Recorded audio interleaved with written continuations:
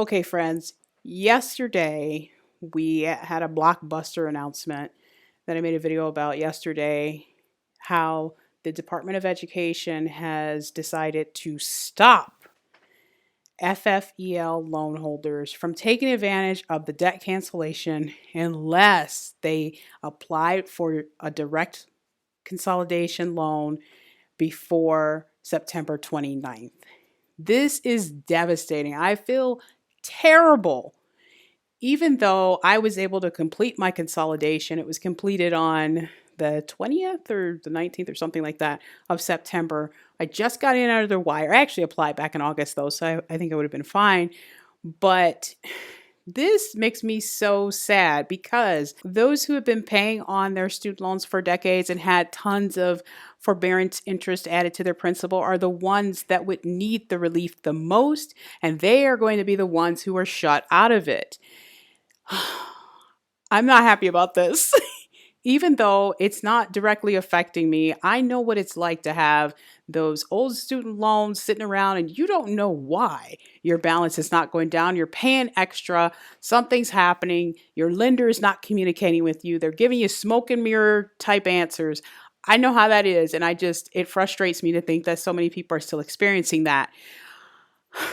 So, let's just take a deep breath and think about what can we do moving forward, because the goal here is to get rid of the student loans. So at this time, I just checked this morning. So at this time, FFEL loan holders can still apply for the Income Driven Repayment plan. Now you may be saying, I don't need that. Okay, I understand, but here's why you may want to consider it. So I did my direct consolidation and I applied for an income-based repayment plan. The reason that I did that is because I didn't know what was left on the loan when it was with American Education Services, because they would not communicate that with me. In fact, instead of doing that, they put my loan through redisclosure and started a new loan in 2022. Twice. So because of that, I was like, I'm just going to apply for income driven repayment and I'm going to see what comes out of it, because they're going to do the audit anyway, so at this point, the audit, I think, is not done yet. But on the income-based repayment plan, my payment at this time is zero until December of 2023. Now, you may be asking, why would you want that? The reason that I want that is because it actually cuts down the interest that is accumulating on the loan. The way that the income-based repayment plan is going to be set up, I guess at this point, is that you're not going to just have that interest just accumulating, where your loan like triples and doubles and all that stuff. So the reason that I did that is because no matter what is left on the loan after they do the audit, I will have a full year and a few months to pay it off. By this time next year, I expect that we will have more rentals. My book business will be doing much better than it is now, because now I'm dedicating time to it. And I figure I can just go lump payment, whatever is left, and just knock it out. And that's if I don't get any debt cancellation or any teacher loan forgiveness money. I will still be able to knock it out by that time. So, just having that pause where I don't have to worry about it for a while is great. Now, if I were to pay the rest of the income-driven repayment plan the way that it's set up now, I still would be saving $18,000. If, like when I was with AES, they redisclosed the loan and they added in $18,000 of interest. I was not happy. So now at this point, just having that taken off and not having to fight with American Education Services about that is worth it. If I can't qualify for anything else, it's totally worth it, because now with Nelnet, they are communicating with me. I know exactly what I owe before the audit, and they have been communicating with me about how the audit is going to take place and what is going to happen with my account. Now, also, if need be, I can also take advantage of the debt cancellation if I have that much left on the loans. This is a big deal. The reason that this is a big deal is because it gives me time where I'm not having that interest just accumulating on my account and building up um, the amount that I'm paying over time. So yes, the income driven repayment, sure, it has its issues because technically, if I were to wait until January 2024 to start paying on the loan, the payment would be about $30 more than what I was paying at American Education Services, but it also would be for less time, and I'm not going to be paying as much interest as I was with American Education Services. So for me, the income driven repayment audit is totally worth it for me. I'm eager to see where it all ends up. Now, if you have an FFEL loan and you've had trouble with your lender, like with the income-based repayment plan and things like that, I'm just going to tell you that Nelnet, and I dealt with Nelnet before when I had direct loans, which I took out after the FFEL loans, and they have been paid off for years now. I paid them off early. One of the reasons that I paid off the direct loans early is because the communication was really good and I made the payments when I had trouble making payments. Yes, there was a time I took a few months, I had a forbearance, but we're talking like 3 months. I was moving across the country. I didn't have a place to stay. I was couch surfing. I was making like $18,000 a year, but I was able to communicate with Nelnet and we worked it out. It did not result in tens of thousands of dollars being added to my principal. So that is why I chose to go back to Nelnet, because I've dealt with them in the past. And I'm sure people have horror stories about them too. But they were very straightforward with me, and I was able to pay my loans off early, even with taking a forbearance when I moved across the country. American Education Services is not like that. They rejected me for the income-based repayment plan several times. Like just anything that you send them, if you apply for that, you're going to get rejected the first time. Like I'm telling you, there's always going to be more to it.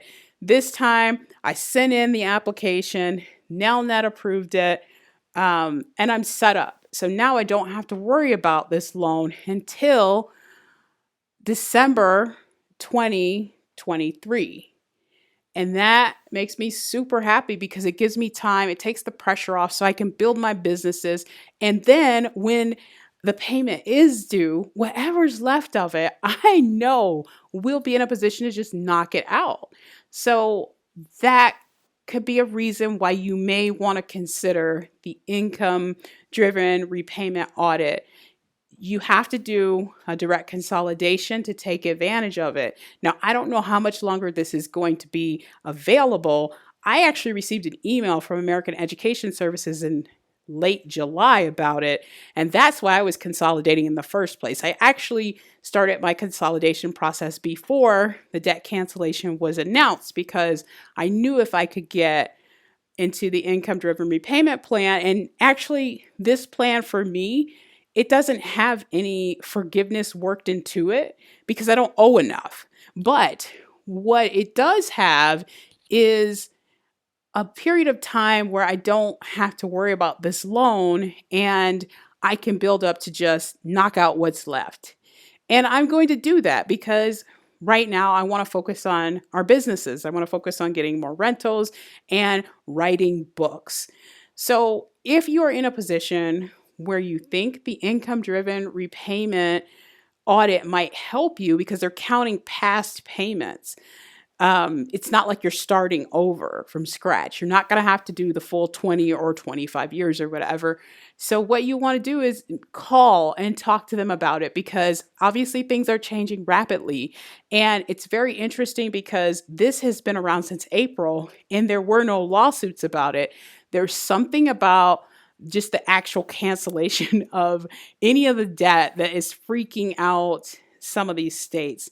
And the reason that they're freaking out is because the FFEL loans have been great security investments. So the loans are packaged into bonds and they have been excellent. The reason that they've been excellent for investors is because of redisclosure.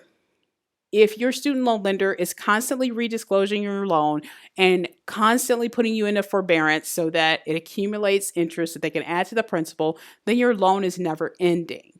Like I said, American Education Services, they had an end date for my loan of 2043. It's from 2006.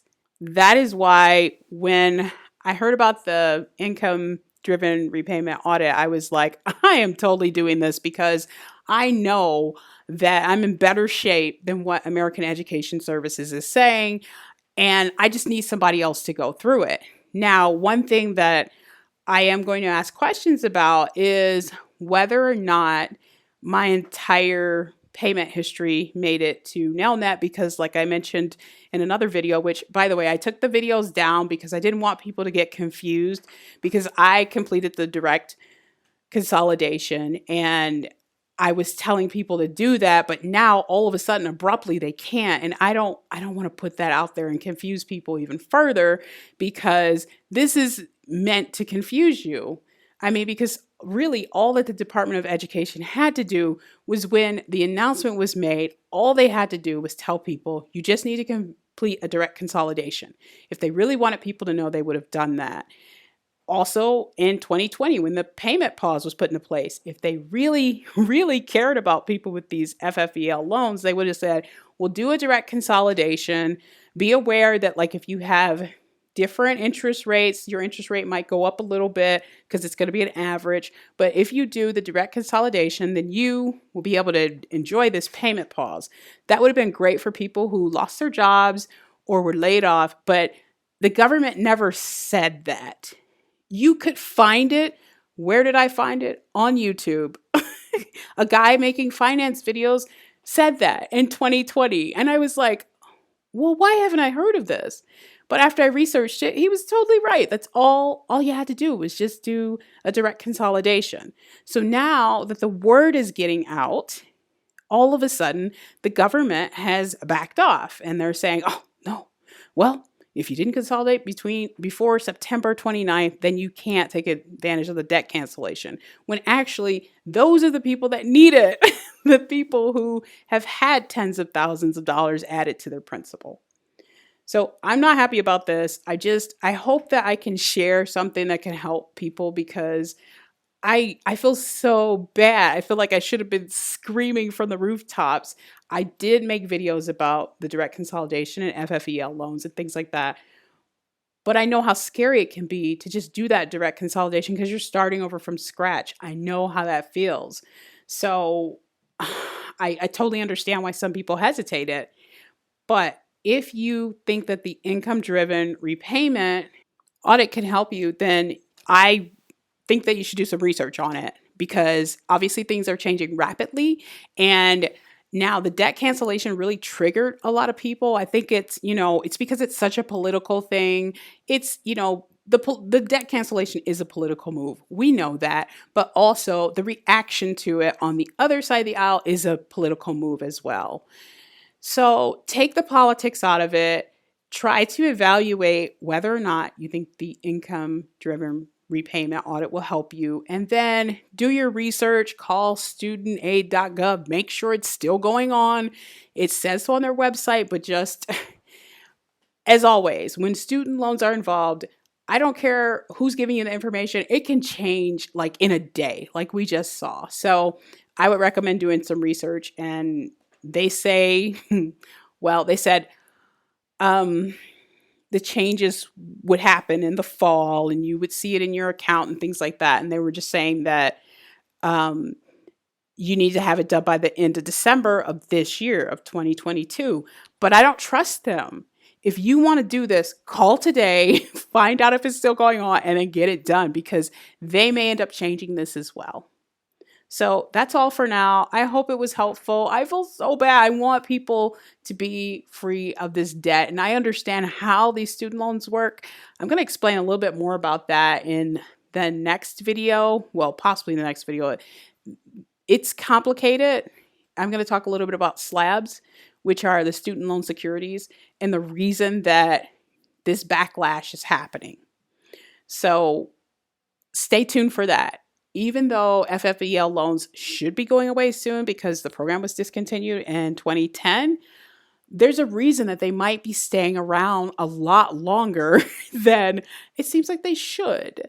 So we'll talk about that in the next video. In the meantime, like and subscribe, and I hope everybody is doing well. I'm so sorry about what happened, and I hope that the income-driven repayment audit can help you.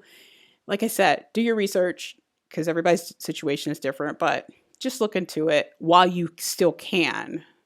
All right, that's all for now. See you in the next one.